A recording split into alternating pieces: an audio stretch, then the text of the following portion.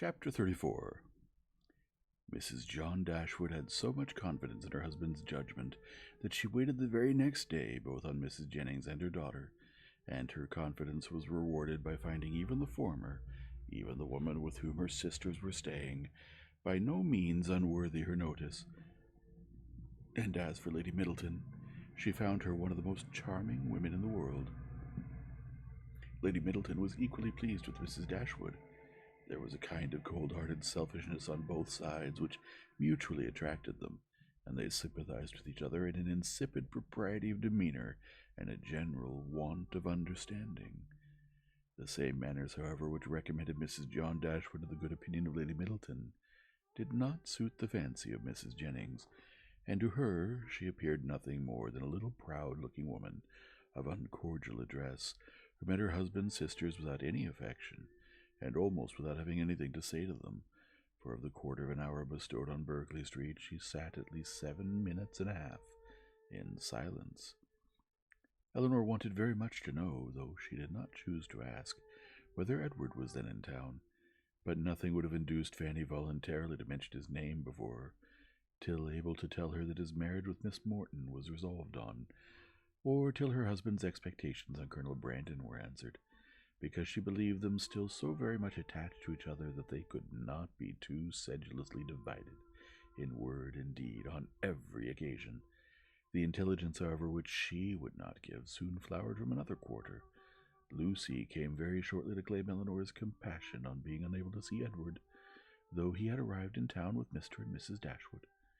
He dared not come to Bartlett's Buildings for fear of detection, and though their mutual impatience to meet was not to be told, they could do nothing at present but write.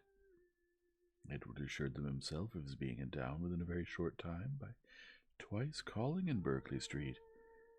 Twice was his card found on the table when they returned from their morning's engagements. Eleanor was pleased that he had called, and still more pleased that she had missed him. The Dashwoods were so prodigiously delighted with the Middletons that, though not much in the habit of giving anything, they determined to give them a dinner, and soon after their acquaintance began, invited them to dine in Harley Street, where they had taken a very good house for 3 months. Their sisters and Mrs. Jennings were invited likewise, and John Dashwood was careful to secure Colonel Brandon, who, always glad to be where the Miss Dashwoods were, received his eager civilities with some surprise, but much more pleasure. They were to meet Mrs. Ferrars, and Eleanor could not learn whether her sons were to be of the party. The expectation of seeing her, however, was enough to make her interested in the engagement, for though she could not now meet Edward's mother without that strong anxiety which had once promised to attend such an introduction, though she could now see her with perfect indifference as to her opinion of herself, her desire of being in company with Mrs. Ferrars, her curiosity to know what she was like, was as lively as ever. The interest with which she thus anticipated the party was soon afterwards increased, more powerfully than pleasantly, by her hearing that the Miss Steeles were also to be added. So well had they recommended themselves to Lady Middleton, so agreeable had their assiduities made them to her, that though Lucy was certainly not so elegant, and her sister not even genteel, she was as ready as Sir John to ask them to spend a week or two in Conduit Street, and it happened to be particularly convenient to the Miss Steeles, as soon as the Dashwoods' invitation was known, that their visit should begin a few days before the party took place. Their claims to the notice of Mrs. John Dashwood as the nieces of the gentleman who for many years had had the care of her brother might not have done much, however, towards procuring them seats at her table, but as Lady Middleton's guests they must be welcome, and Lucy, who had long wanted to be personally known to the family, to have a nearer view of their characters and her own difficulties, and to have an opportunity of endeavoring to please them, had seldom been happier in her life than she was on receiving Mrs. John Dashwood's card. On Eleanor its effect was very different.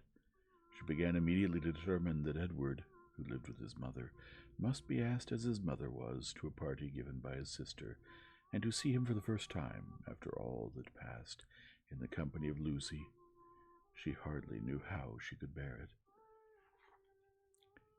These apprehensions, perhaps, were not founded entirely on reason, and certainly not at all on truth. They were relieved, however, not by her own recollection, but by the goodwill of Lucy, who believed herself to be inflicting a severe disappointment when she told her that Edward certainly would not be in Harley Street on Tuesday, and even hoped to be carrying the pain still farther by persuading her that he was kept away by the extreme affection for herself, which he could not conceal when they were together. The important Tuesday came that was to introduce the two young ladies to this formidable mother-in-law. "Pity me, dear Miss Dashwood," said Lucy as they walked up the stairs together, for the Middletons arrived so directly after Mrs. Jennings that they all followed the servant at the same time. "There is nobody here but you that can feel for me. I declare I can hardly stand.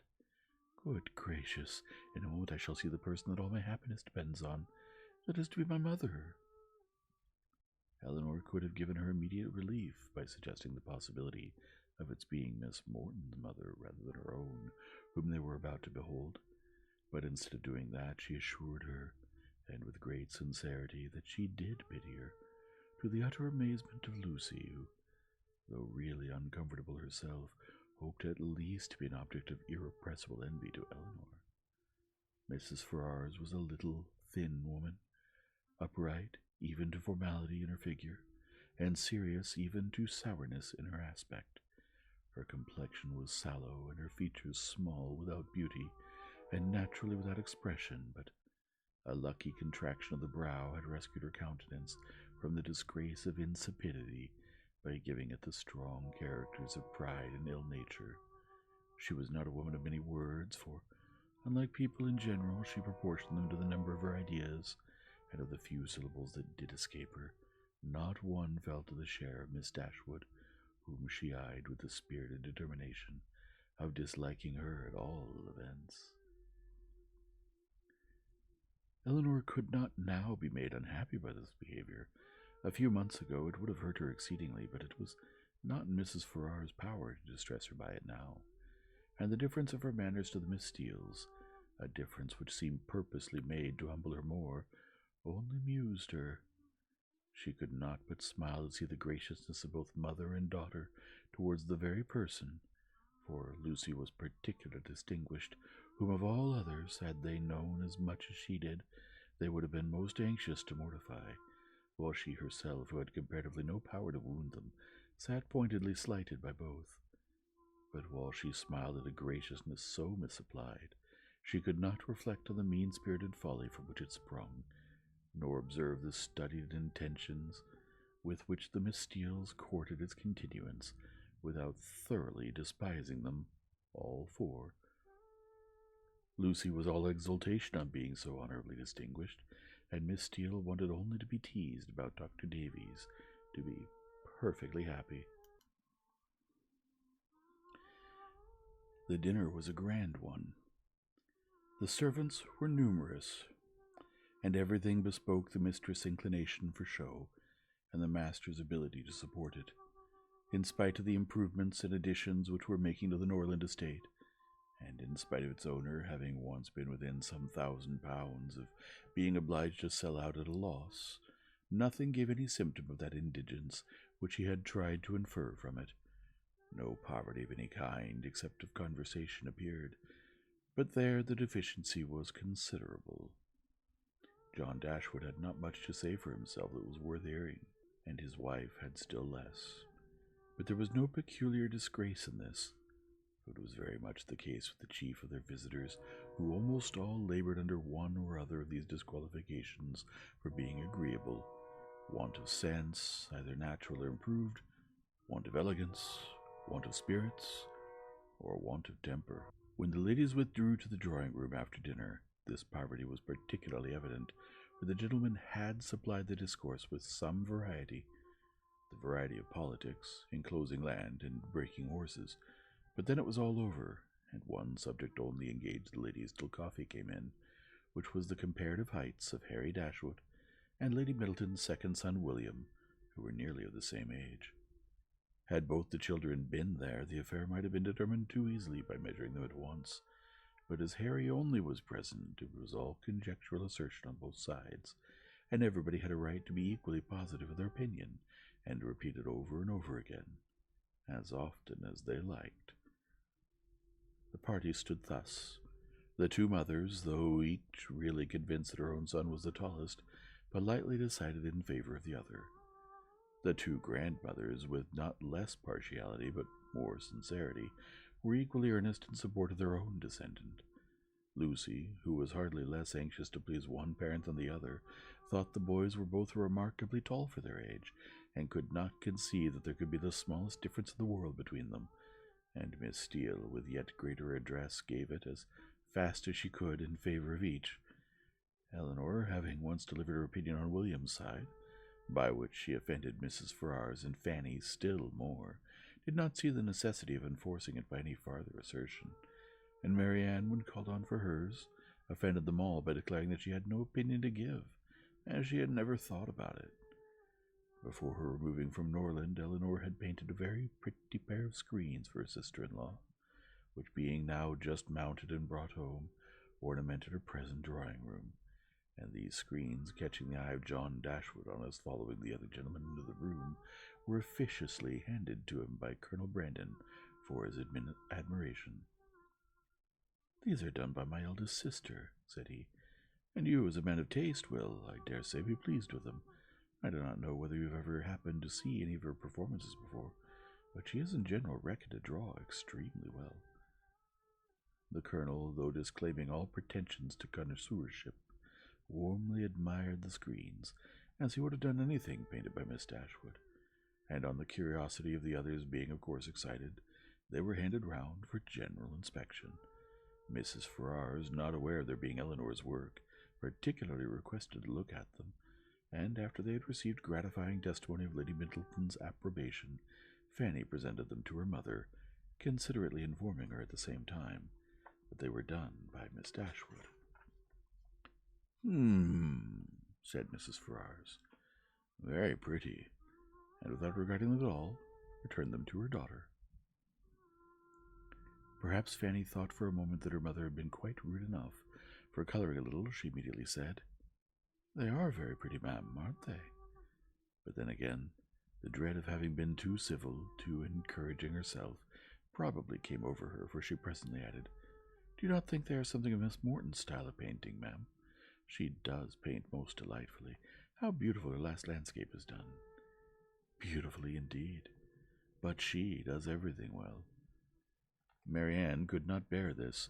She was already greatly displeased with Mrs. Ferrars, and such ill-timed praise of another at Eleanor's expense, although she had not any notion of what was principally meant by it, provoked her immediately to say with warmth, "This is admiration of a very particular kind. What is Miss Morton to us? Who knows or who cares for her? It is Eleanor of whom we think and speak." And so saying, she took the screens out of her sister-in-law's hands to admire them herself as they ought to be admired. Mrs. Ferrars looked exceedingly angry, and drawing herself up more stiffly than ever, pronounced to retort this bitter philippic, "Miss Morton is Lord Morton's daughter." Fanny looked very angry too, and her husband was all in a fright at his sister's audacity. Eleanor was much more hurt by Marianne's warmth than she had been by what produced it, but Colonel Brandon's eyes, as they were fixed on Marianne, declared that he noticed only what was amiable in it, the affectionate heart which could not bear to see a sister slighted in the smallest point. Marianne's feelings did not stop here. The cold insolence of Mrs. Ferrars's general behavior to her sister seemed, to her, to foretell such difficulties and distresses to Eleanor as her own wounded heart taught her to think of with horror, and urged by a strong impulse of affectionate sensibility, she moved after a moment to her sister's chair, and putting one arm round her neck and one cheek close to hers, said in a low but eager voice, "Dear, dear Eleanor, don't mind them. Don't let them make you unhappy." She could say no more. Her spirits were quite overcome, and hiding her face on Eleanor's shoulder, she burst into tears. Everybody's attention was called, and almost everybody was concerned. Colonel Brandon rose up and went to them without knowing what he did. Mrs. Jennings, with a very intelligent, "Ah, poor dear," immediately gave her salts, and Sir John felt so desperately enraged against the author of this nervous distress that he instantly changed his seat to one close by Lucy Steele, and gave her in a whisper a brief account of the whole shocking affair. In a few minutes, however, Marianne was recovered enough to put an end to the bustle, and sit down among the rest, though her spirits retained the impression of what had passed the whole evening. "Poor Marianne," said her brother to Colonel Brandon, in a low voice, as soon as he could secure his attention. "She has not such good health as her sister. She is very nervous. She has not Eleanor's constitution, and one must allow that there is something very trying to a young woman who has been a beauty in the loss of her personal attractions. You would not think it, perhaps, but Marianne was remarkably handsome a few months ago, quite as handsome as Eleanor. Now you see it is all gone." End of chapter 35.